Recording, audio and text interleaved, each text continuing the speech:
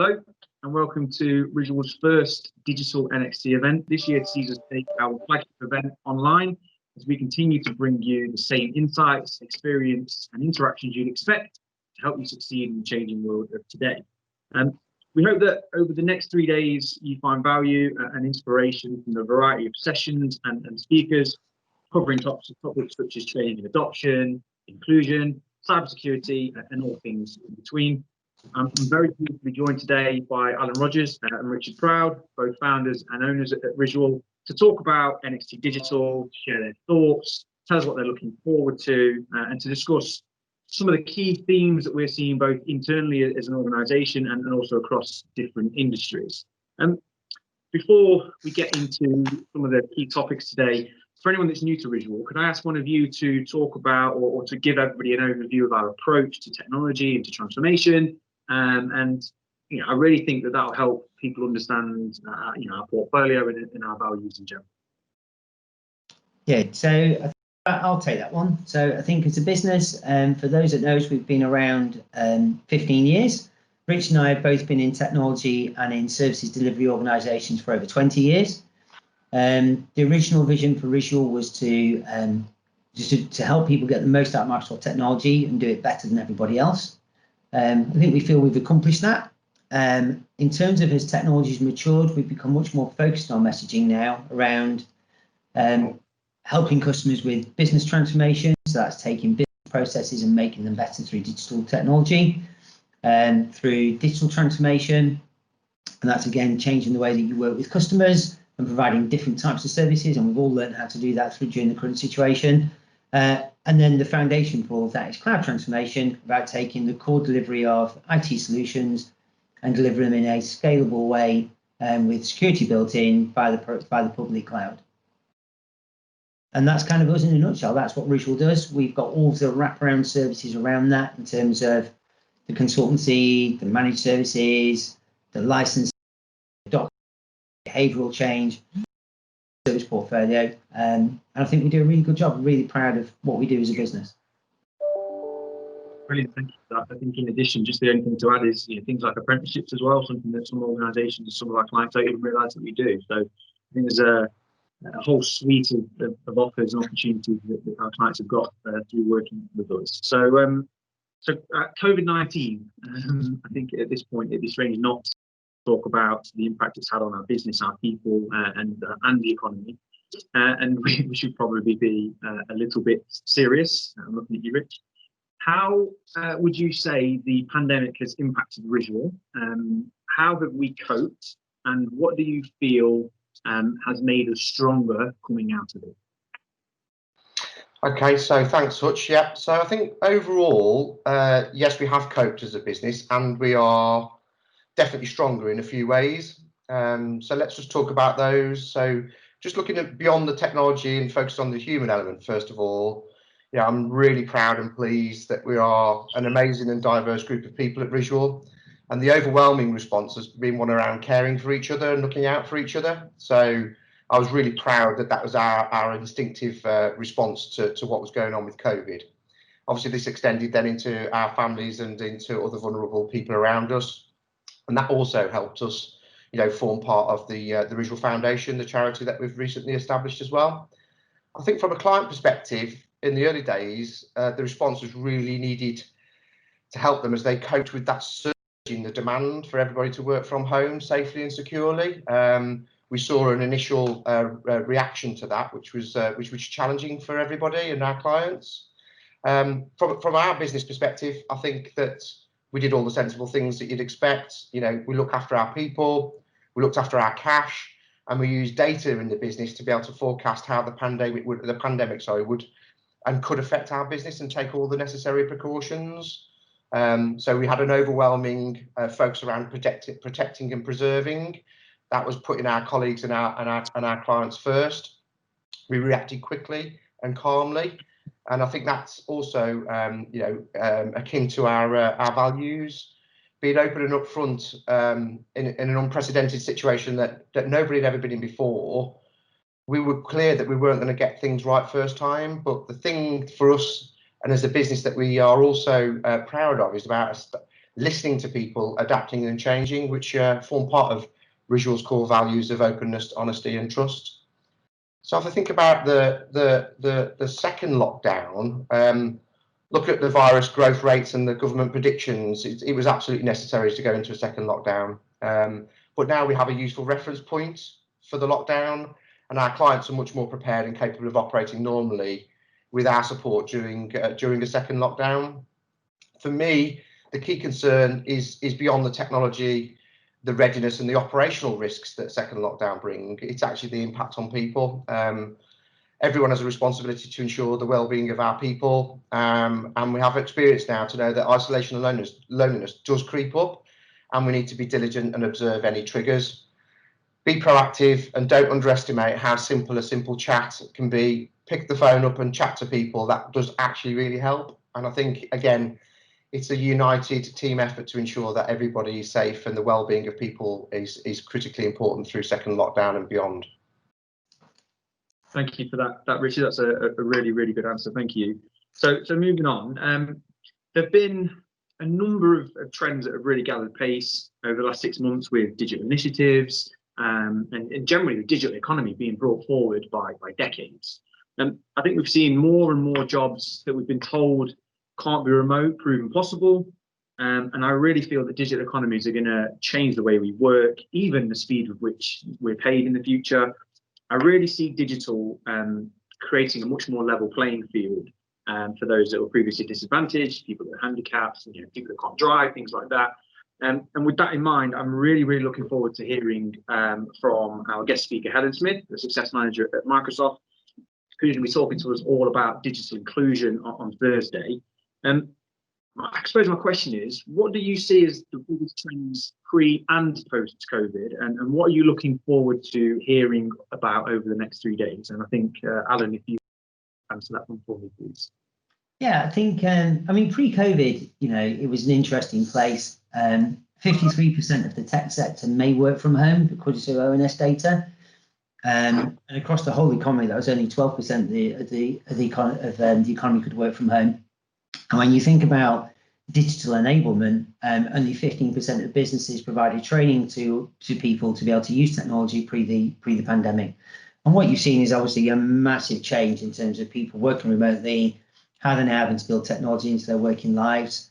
And we've also seen organizations have to think about the processes they have as we become much more distributed, people working in their homes. Some of our traditional processes, such as being focused around paper, being around physical presence, they've all broken. Things like wake signatures don't work anymore.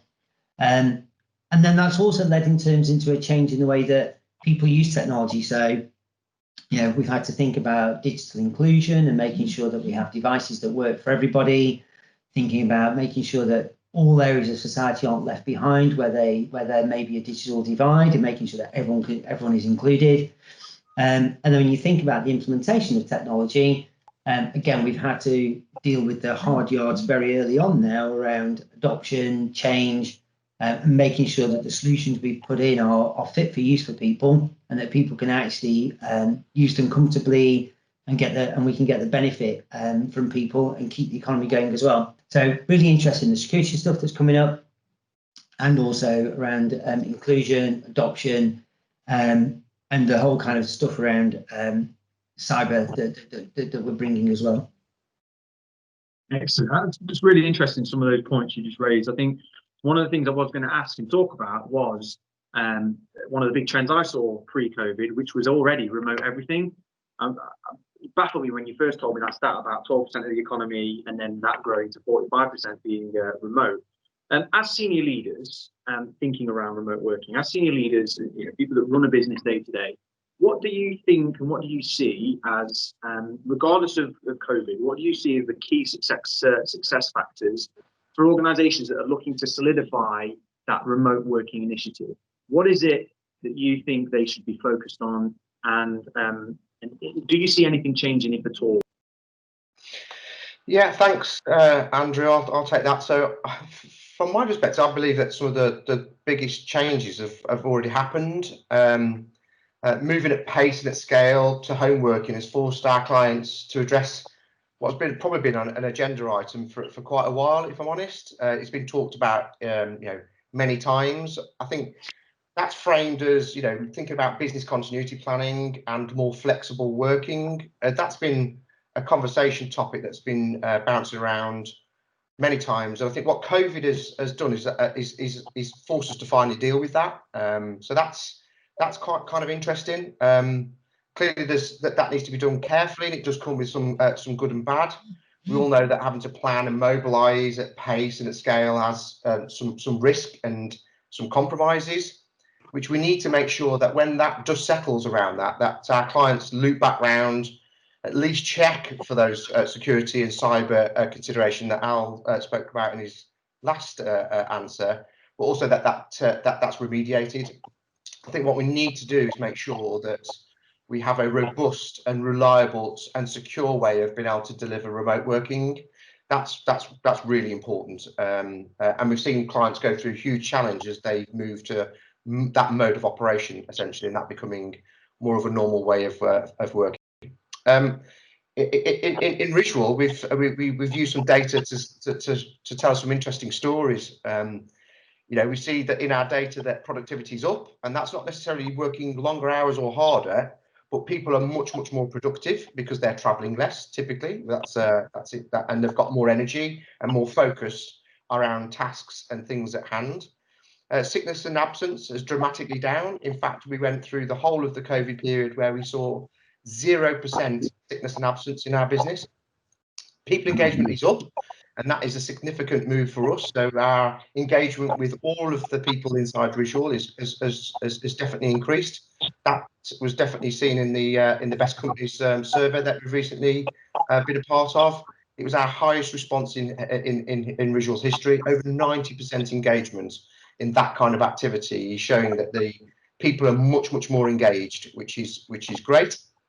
I've also heard, and more anecdotally than data driven, that people say that they are talking much more now, and not just chatting about stuff. They're talking about the more important things, and getting those conversations turned into actions and outcomes more quickly than they probably would have done if they were in the office face to face. So that's quite interesting.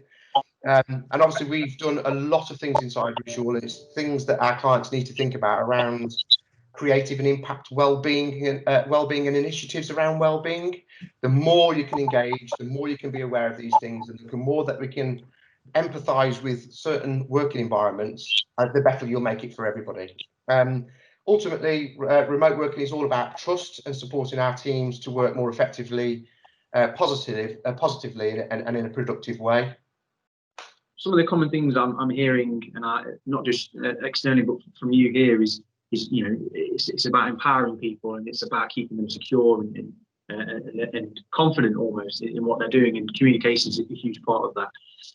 So to me, that kind of brings me on to my next topic, I suppose, which is around user-centric services. So another thing that I've seen significantly, and I like talking to clients about, is user-centric services, and it's something that Ritual addressed a long time ago, and we have got elements of the portfolio that also target things like inclusion, accessibility. We talk about design-led product development. We talk about we no longer talk about modern workplace, which is something we still hear.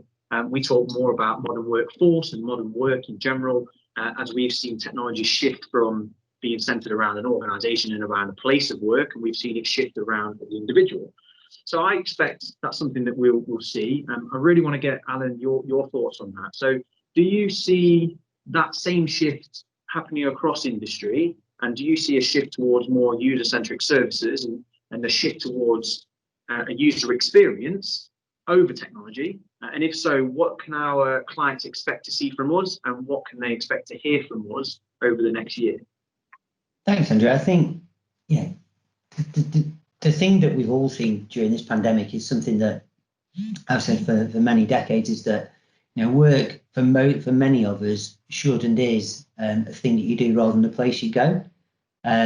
And what we've seen by everyone suddenly remote working is that it can be a thing you do. There are certain industries where that isn't the case, and there's certain tasks where that isn't the case. But for a lot of the time, it is. And I think that when you can understand that work is a thing you do, you can then start to focus around how you can support your staff to be more productive, give them the right tools, give them the right things they need, support a working environment that gives them the flexibility they need around working hours, around working locations. And we've always been on the forefront of that. We've always made sure that we've never been putting in technology for technology's sake. We've always made sure that our projects are focused around getting the business outcome and the right outcomes for our customers' users. Has always been the heart of what we've always done.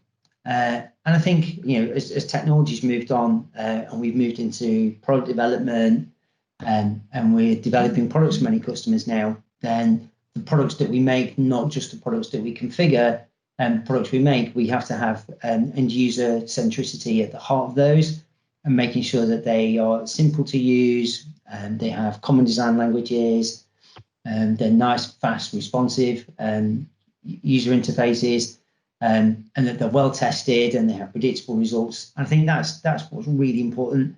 And we've put a lot of effort into that. We've been investing heavily in our specializations around change and adoption. We've invested heavily in skill sets around some of our software development and design capability. And that's been really embedded across the whole business. So yeah, I've been really proud in many of the projects we've delivered all the way through the last year, including during the phases during the pandemic, around some of the differences we've made to the way that people work. We've made life and work more enjoyable and easier for many users. So looking forward, COVID's driven up the demand for products like Teams and the Power Platform to really enable that rapid modernization, more productive workforces, and even resiliency in supply chains. Do you see that rapid modernization, rapid adoption of technology continue? And how might our customers best pivot to make sure those changes are sustainable? Rich, if you could answer that for me. Thanks, Andrew. Yeah, really interesting question. I think yes is the simple answer. If we cast our minds back pre-COVID, we'd helped a number of clients adopt and implement the kind of technologies you've just talked about, Teams and Power Platform. However, it's clear that these were in the minority that had obviously got clear strategies to proactively move towards cloud services and operate in a reasonably agile way to be able to get those solutions and those services available to all of their users. And that's mainly centric around Microsoft 365.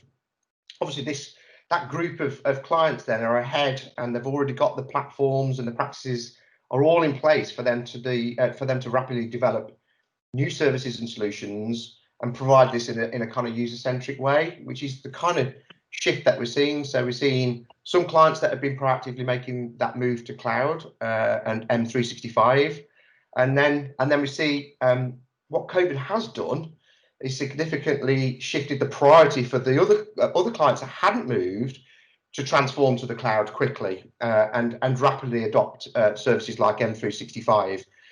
But this does then provide the underlying technology platform and suite of services for them to see the full benefits of moving quickly and wholesale to products like Teams, for example, for better and more enhanced digital collaboration and communication.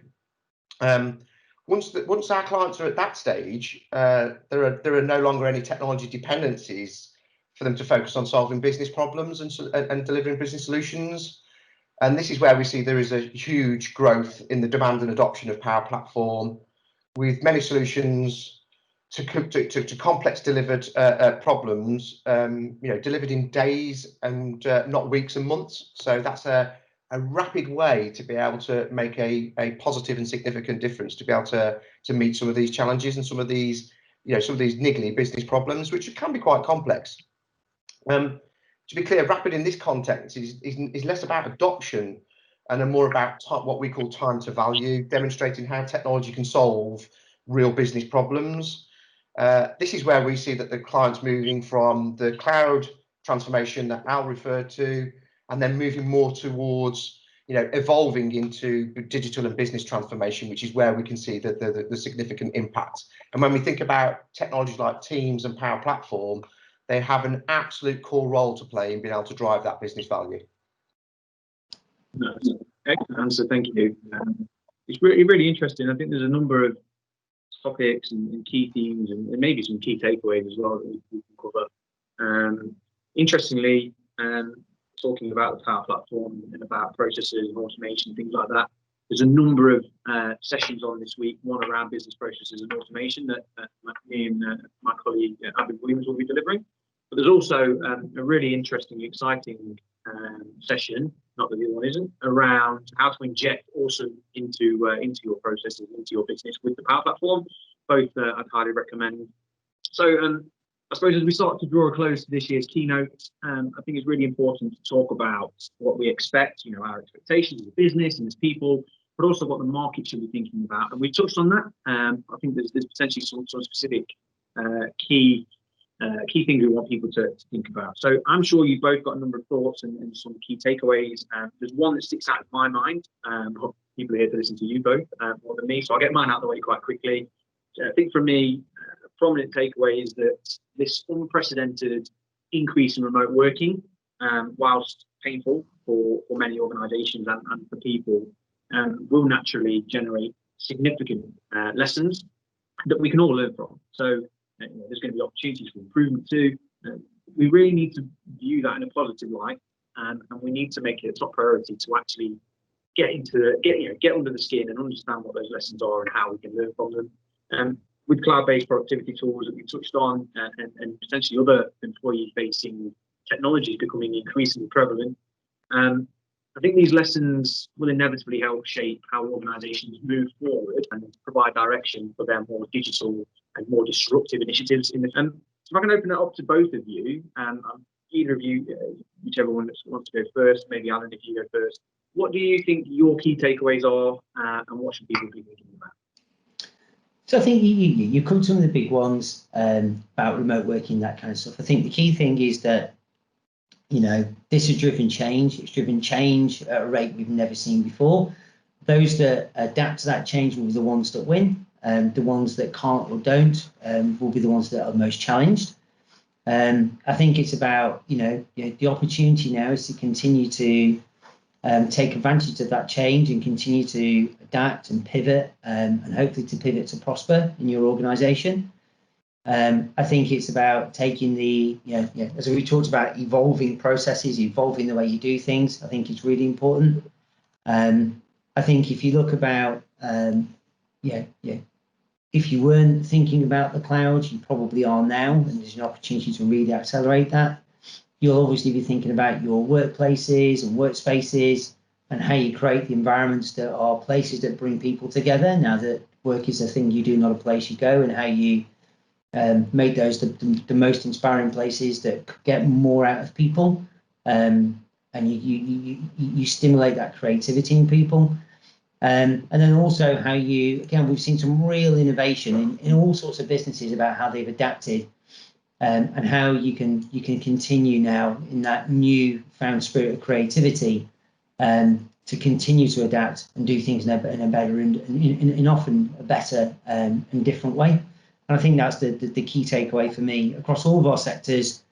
It's going to change. We're now seeing people have to be collaborative in different ways. We're having to see people become more data driven because not being able to get physically in front of things anymore. Digital by default is now, instead of digital first, it's now digital by default. It is happening in many sectors across health, for example. How you think about managing, again, the processes you've changed. You're now using data to manage and monitor those, and how that becomes a core part of what you do. So those are the real things I'll be thinking about. And again, in education, how remote learning, blended learning was an aspiration and is now a normal way of life, and how we can iterate on those things and get to version 2, version 3 as quickly as we can. I think is the exciting challenge for all of us as business and technology leaders. I think from my perspective, and just in addition to what Al said there, we for me, we just need to get those things in balance. So there's a balance between the opportunity and the advancements of that change has brought around the technology side of things. But it's also about the well-being of people, and that also is about their ability to be able to adapt and adopt this technology. So training and digital skills is clearly an important part of that. But from a performance perspective, we need to make sure that it's in balance, that we've got the well-being and the performance of our people as much as it is around the opportunity and the technology advancements that we're seeing, and certainly at pace. We do need to focus on that balance, so we don't go all running off in one direction thinking that technology is going to solve a load of problems, and then we've not thought about the people side of it or the well-being side of it. We need to do that together. And again, when you get those things right, you see the adoption of the technology happen much quicker. But more importantly, that's the solutions that come on the back of that are all coming from within the organisation, and that's where you start to see incremental advancements coming from everywhere, rather than it being a top-down driven initiative. Wow. Yeah. No. Really good answers. Quite a lot to digest. I think if I could try and summarise some of those points, I think demand is driving up the need for fresher technology. Organisations have got demand from different angles now. If you're not thinking about the cloud, your supply chain probably is. And I think your customers and your employees there's an expectation now that you're going to be doing things in a more digital way. There's an expectation that remote will be a possibility. But like you say, we need to take care in weighing up those pros and cons, the risks versus opportunities of this technology, and making sure that we do things, like you say, in an ethical way. And we do things that are really going to address a need and solve a problem. It's like you say, the technology is one thing, but the human element is ever more important. So thank you both for your time. All that's left now for us to do is to thank everyone for joining us at this year's Visual NXT Digital. We really hope you enjoy the next 3 days and you find inspiration in many of the topics and excellent speakers. Don't forget, for a recap on any of the content or anything you might have missed, head over to the website, to our NXT Digital page, where you'll be able to find all the content over the next 3 days. Thank you.